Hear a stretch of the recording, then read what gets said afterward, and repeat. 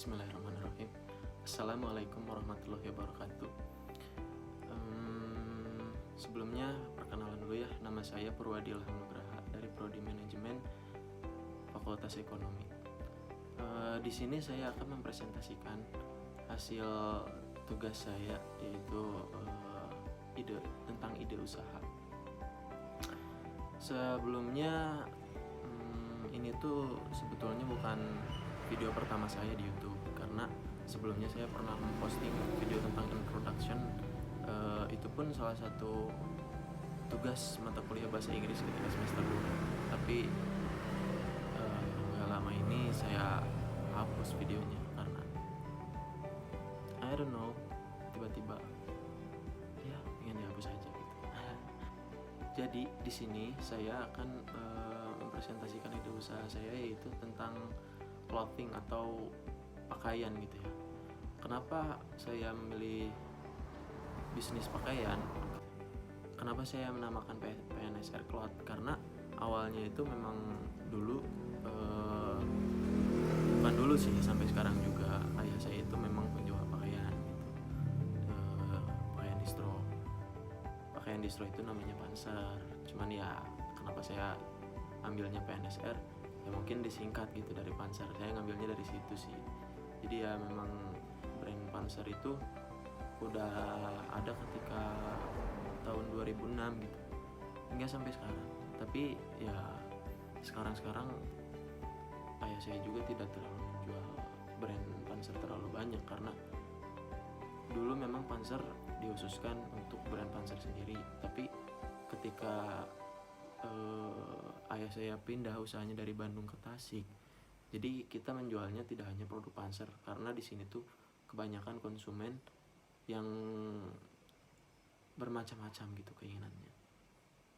Jadi niat saya di sini tuh ya pertama mungkin ingin menaikkan kembali nama Panser gitu ya, nama produk Panser.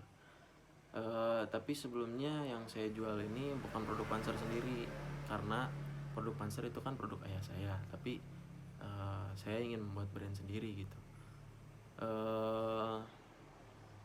Produk saya ini memang saya khususkan menjualnya dengan model surfing atau sport juga gitu ya. Model surfing banyak seperti Oakley, lalu Billabong, dan masih banyak lagi. Mungkin untuk sportnya seperti Nike, Adidas, dan lain-lain. Oke. Kenapa saya memilih bisnis pakaian di sini? Karena bisnis pakaian sekarang ini memang sedang semakin berkembang, terutama di Indonesia. Terbukti dengan banyaknya muncul outlet dan distro yang menjual berbagai jenis pakaian. Banyak strategi yang dilakukan, seperti pendirian cabang usaha di berbagai daerah agar pelanggan semakin mudah gitu untuk mendapatkan pakaian yang dicari. Solusinya seperti ini cenderung memerlukan biaya produksi yang sangat besar.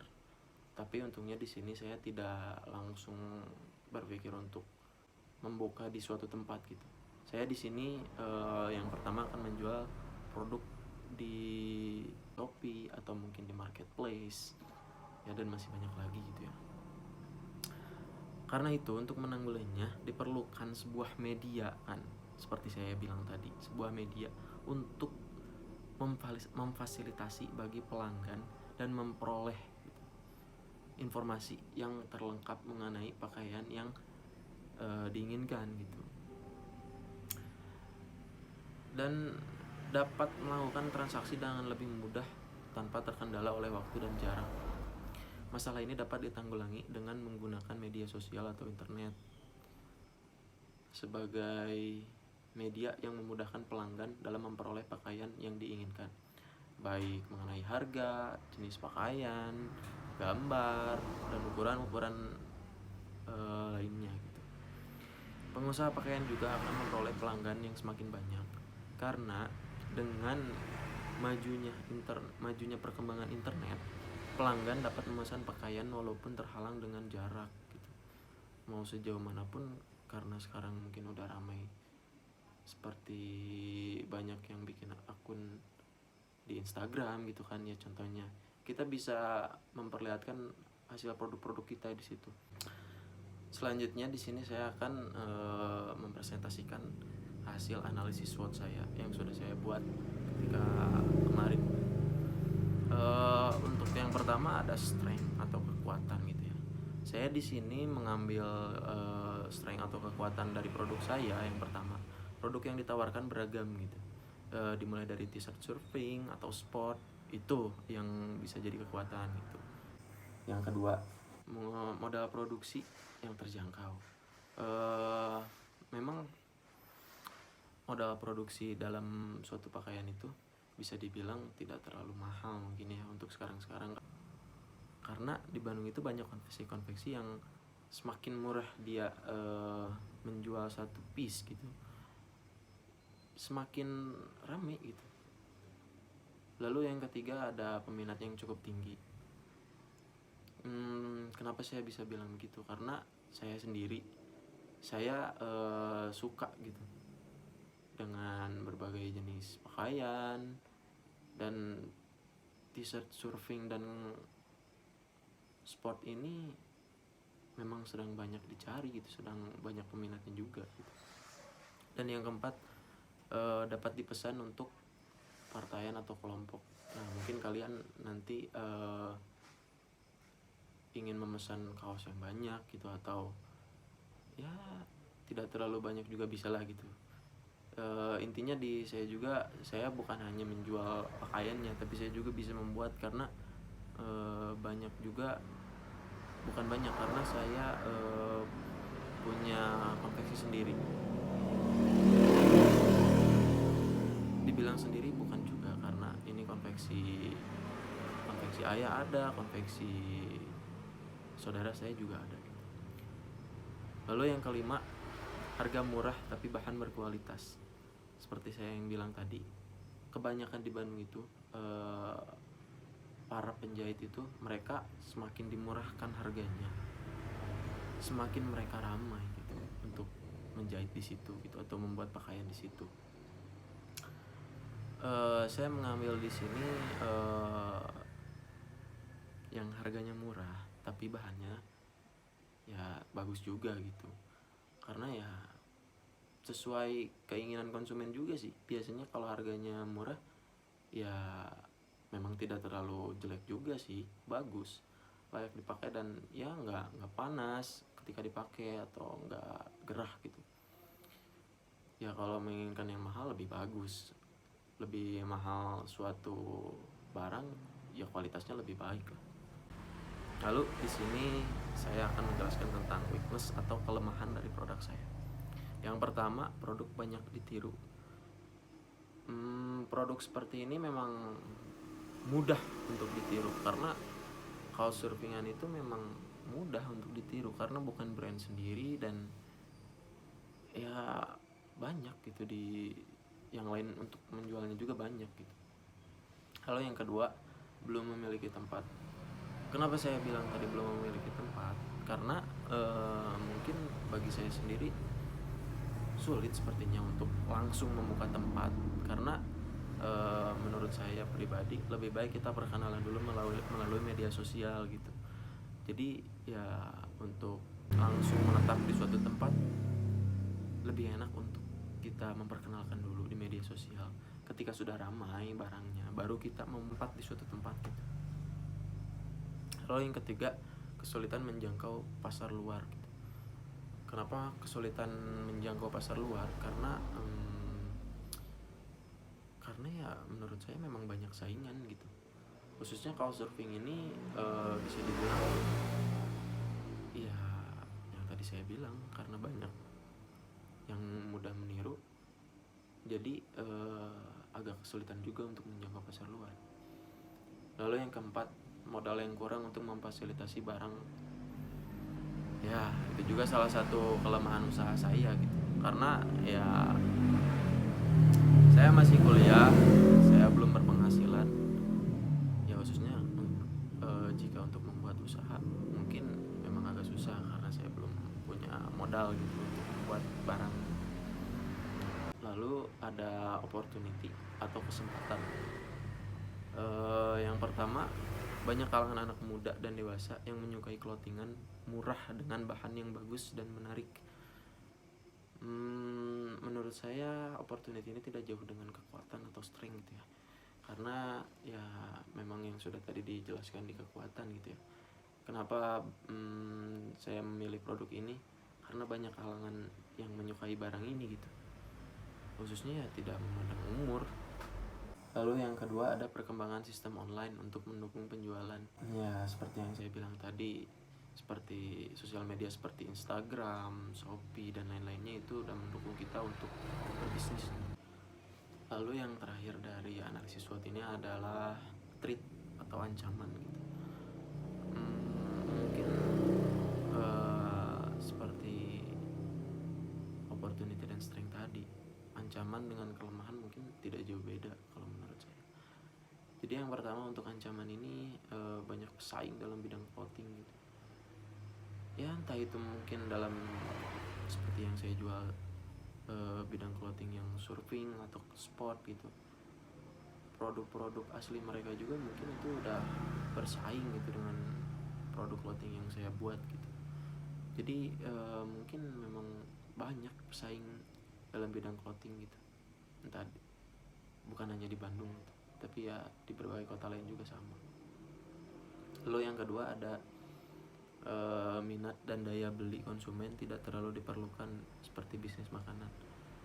Nah untuk yang satu ini menurut saya sangat valid gitu ya, karena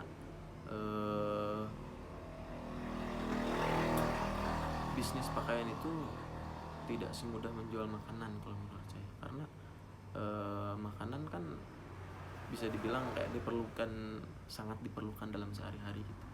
Kalau bisnis pakaian seperti ini kan kita mungkin beli satu pakaian bisa dipakainya bertahun-tahun mungkin ya. Jadi bisa dibilang bisnis clothingan atau pakaian seperti ini tuh memang agak sulit gitu, nggak semudah menjual makanan. Tapi ya entah dari itu semua, mungkin penjual makanan juga berpikiran sama dengan yang penjual clothingan seperti ini. Lalu selanjutnya ada analisis strategi TAUS.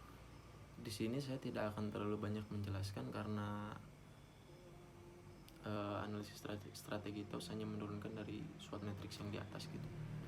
Jadi yang pertama ada strength opportunity. Yang satu itu mempertahankan dan mempertimbangkan harga jual produk dengan harga terjangkau dengan kualitas yang baik. Dan yang kedua ada saya akan terus mengupgrade produk dengan memperbanyak desain yang akan saya jual. Lalu yang ketiga, mementingkan kepuasan konsumen terhadap kualitas pelayanan dan kualitas produk yang dijual. Lanjut ada weakness opportunity. Yang pertama, saya belum memiliki lokasi usaha yang menyebabkan kurangnya konsumen. Cara mengatasinya dengan mencari tempat strategis yang mudah menjangkau pasar luar gitu. Tapi ya untuk penjelasan ini mungkin ada di analisis SWOT yang tadi. Yang kedua ada memperbaiki modal usaha. Salah satu cara pengajuan proposal usaha gitu, salah satunya kayak meminjam uang mungkin ke bank atau ya apapun itu. Dan ketiga ada memperbaiki sistem penjualan dengan diselingi sistem pre-order untuk mengatasi keterbatasan modal usaha.